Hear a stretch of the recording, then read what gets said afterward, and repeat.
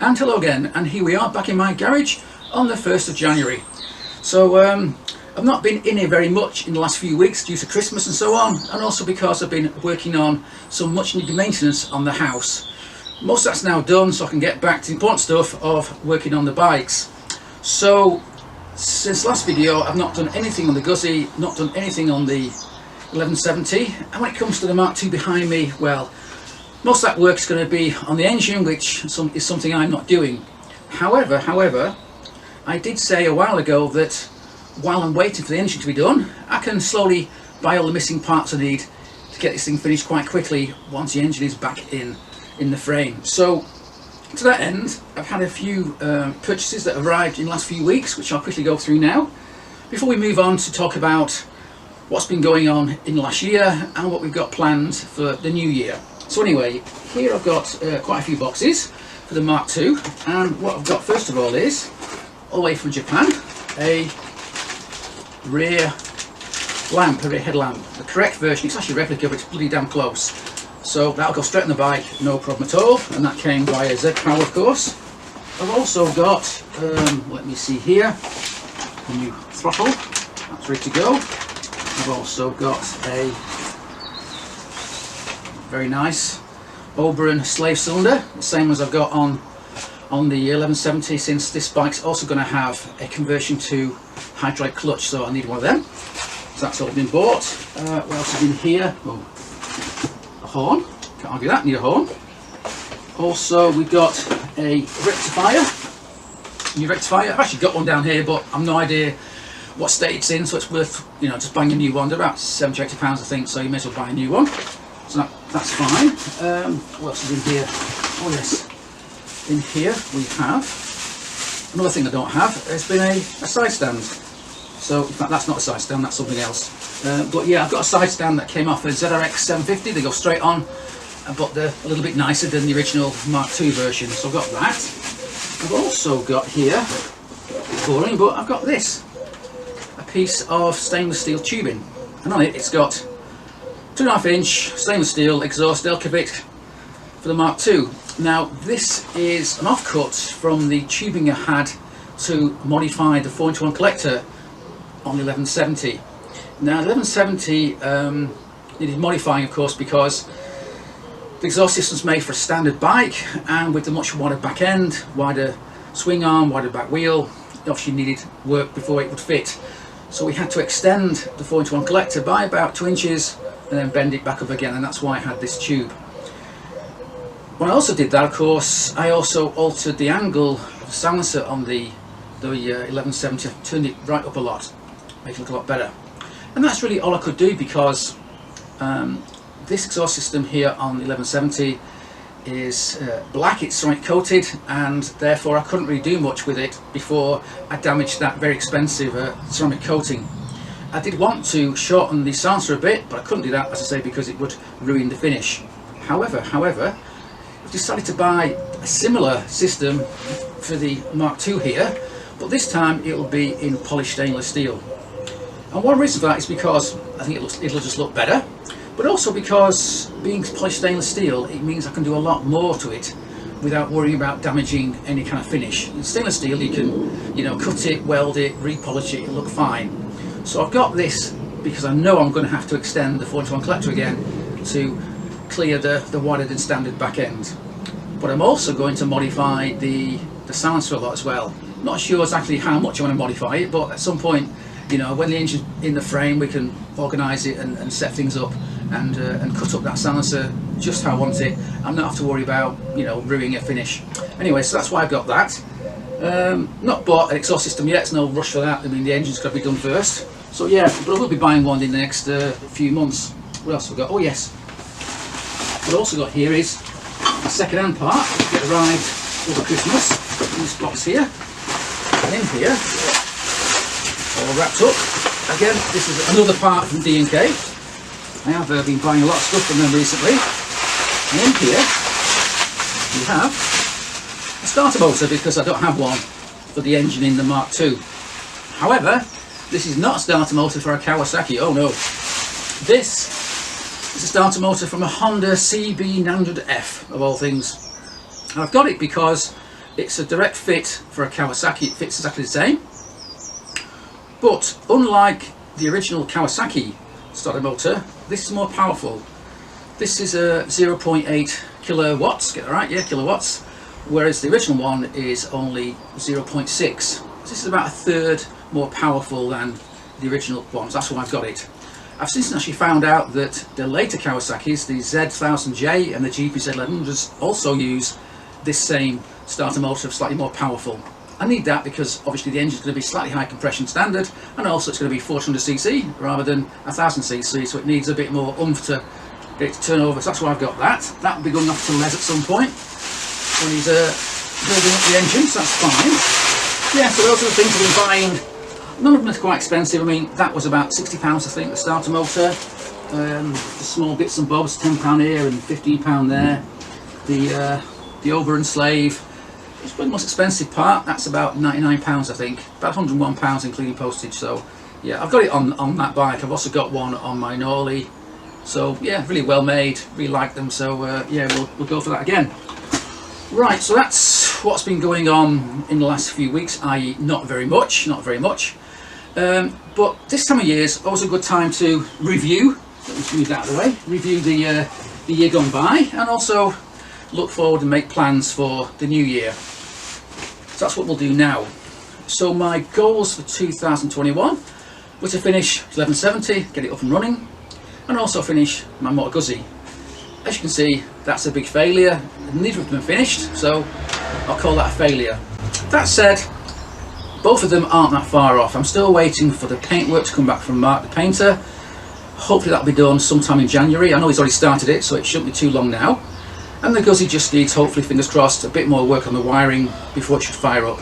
That said, the engine hasn't fired up for at least 10 years, and I've never heard it running, so who knows what we'll find when I first try and start it, but we'll see.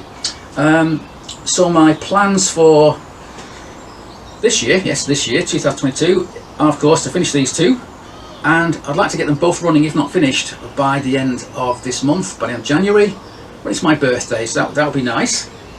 And to achieve that, clearly I need to spend more time in here working on them. So my my New Year's resolution is going to be to spend at least 1 hour a day in here working on the bikes. And that doesn't sound much, but that's 7 hours a week, that's 28 hours, whatever, 30 hours a month, and that should be enough. It's very difficult right now for me to get the time in here, so we'll try for 1 hour and hopefully we can do more than that. Also looking back over the year, I've got 2 new bike projects which I didn't plan for at the start of the year. The first one of course is the Mark II, got that in March I think, and so far not much has happened other than just buying a few parts for it and making plans, and as I say, you know, getting the engine ready to be built by Les in his workshop. The other project was completely out of the blue, and that's what I call Mike's Z650 that came from Mike in Hull, on near Hull, and that's currently at Les's, and it's been there since what, March or April, waiting for time and money to sort of get it finished. But hopefully that again will start this month, yeah, in January. We should be able to start on that and get it up and running by the spring, because obviously there's no point getting bikes running in January because the weather's awful, there's salt on the roads. It's always the spring, March, April when you want to get your bikes finished and on the road and legal. So that's the plan anyway. Yes, that's that. What else? Yeah, so I look forward to getting these two finished on the road. Although that said, these projects are never really finished, and certainly for the Guzzi, assuming everything runs okay, at some point in the future I do want to do some work on the engine, because it's in a quite a sort of low state of tune. It's from a California 3, which is about 10 or 15 brake horsepower down on a similar Le Mans model, and I want to take it to Le Mans and then a bit more in terms of power. So that engine's going to come apart at some point in the future. Not yet. And yeah, it'll get a lot more work on the head, cams, that sort of thing. Bring up the power from say about 60 to about 80 or 85 brake, hopefully. Ditto, I also want to finish the Mark II here.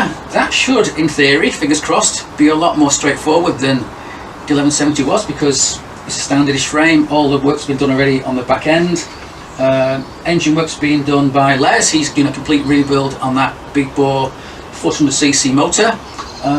When that's finished, we'll strip it all down, lean the motor over and drop the frame over the engine. once the engine's in, we get the frame back here, we can then finish the final build. Got all the bodywork already, just got to have the, let's see, yeah, the front mud guard needs painting. And I also want to get a little cockpit fairing for the bike as well, which will also need to be painted.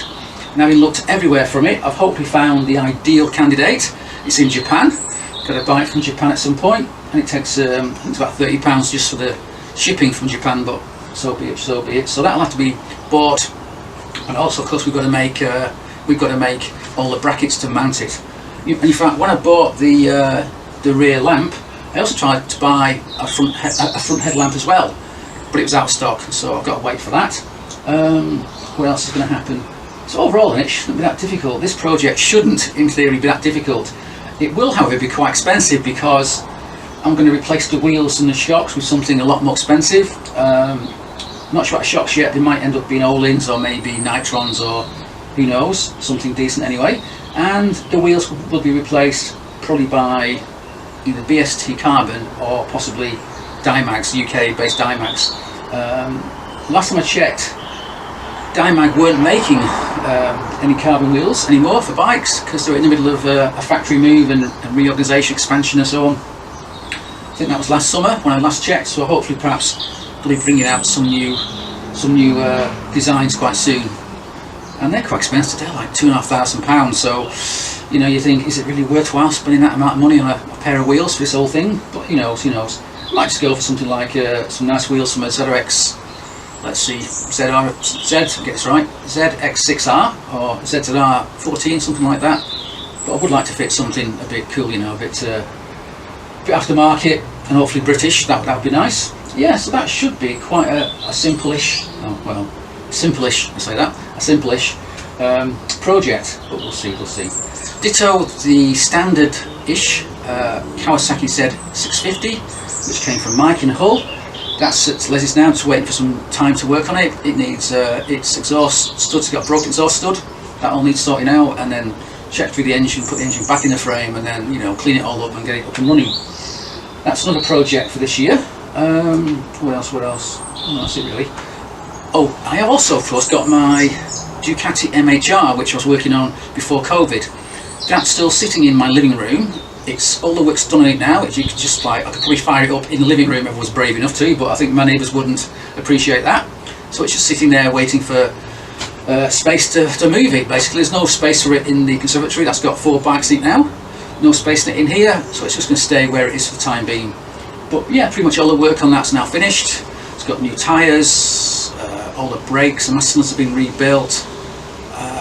What else has it got? Oh, new coils for the ignition system because the old ones were knackered.